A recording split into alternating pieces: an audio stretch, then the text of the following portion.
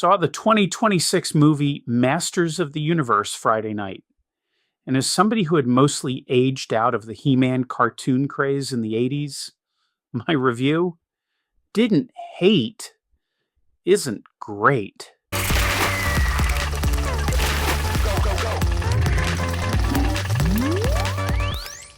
Going in, I was totally expecting a big-budget Amazon Prime Day promotion disguised as a Mattel toy commercial, but I was still kind of rooting for it. Having Travis Knight behind the camera gave me some hope.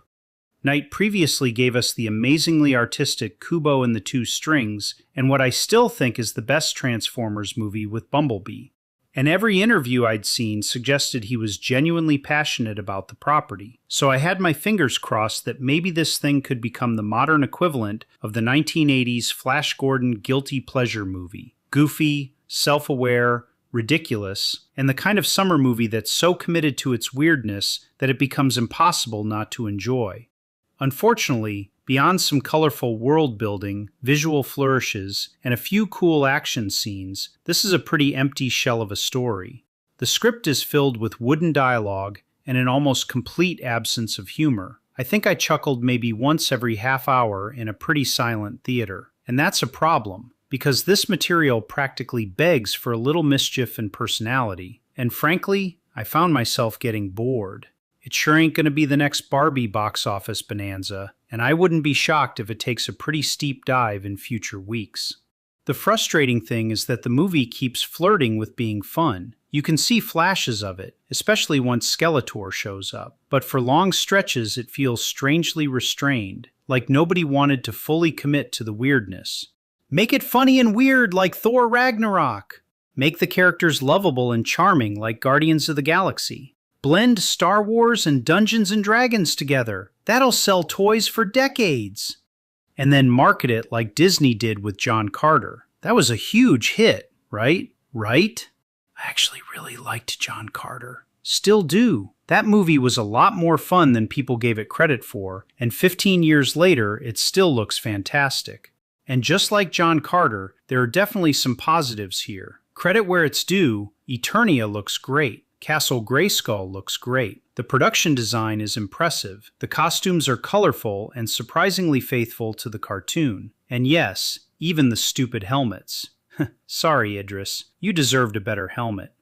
The world building is probably the strongest thing in the movie. You can feel the artists and designers having fun creating this universe. It's just a shame the screenplay rarely matches their imagination. On the acting front, Nicholas Galitzine is perfectly serviceable as the hunky He-Man. The guy looks the part. He's athletic, earnest, and commits to the role. Camila Mendes does what she can with some pretty dull dialogue and manages to inject some charisma where she can.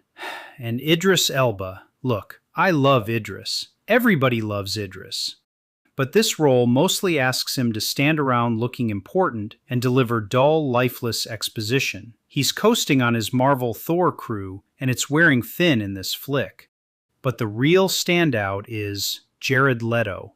I know, I was surprised too. This might actually be the best casting choice in the entire movie. With all that Skeletor makeup and CGI hiding his punchable smug face, he finally gets to fully disappear into a character. And he's clearly having fun. He chews scenery, delivers his dialogue like he's performing Shakespeare, gets some of the movie's few decent jokes, and every time he appears, the movie suddenly becomes wildly more entertaining. His visual design and CGI is fantastic too, and Alison Brie has a blast as Evil Lynn. She's snarky, manipulative, a dangerous vixen, and her love-hate partnership with Skeletor provides some of the movie's most enjoyable moments. Comic-Con cosplayers are going to have a field day with her costume next year. But back to the negatives. This movie is absolutely swole at over 2 hours. Come on. This should have been a tight 90-minute fantasy adventure. There are entire stretches where the pacing slows to a crawl while characters explain mythology, prophecies, magical artifacts, and fantasy lore. Little kids are going to be glazed over. Adults are going to start checking their TikTok scrolls. A lot of this could have been trimmed. And then there's the budget. I read reports that this thing costs somewhere around $200 million.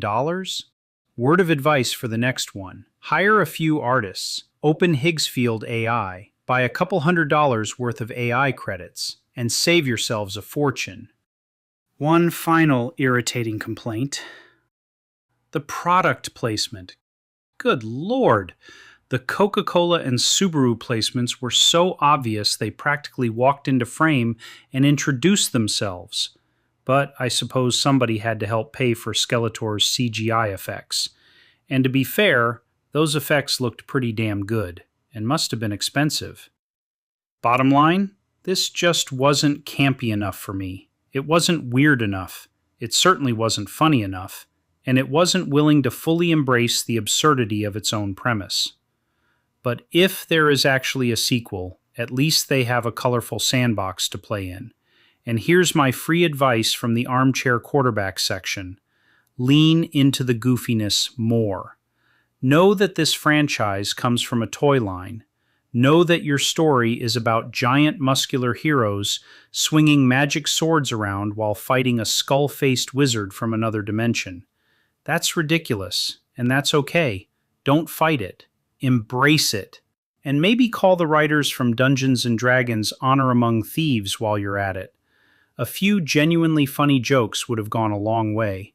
Because underneath all the lore, mythology, and franchise building, there are actually some cool ingredients here.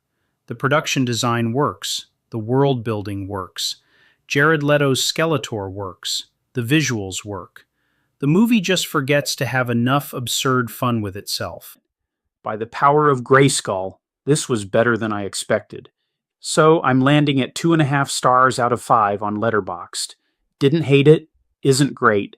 It's no disaster of movie watching. There's enough fantasy jargon here to make a 57-year-old Dungeons & Dragons player feel right at home. Whether it'll attract a new generation of kids to Eternia?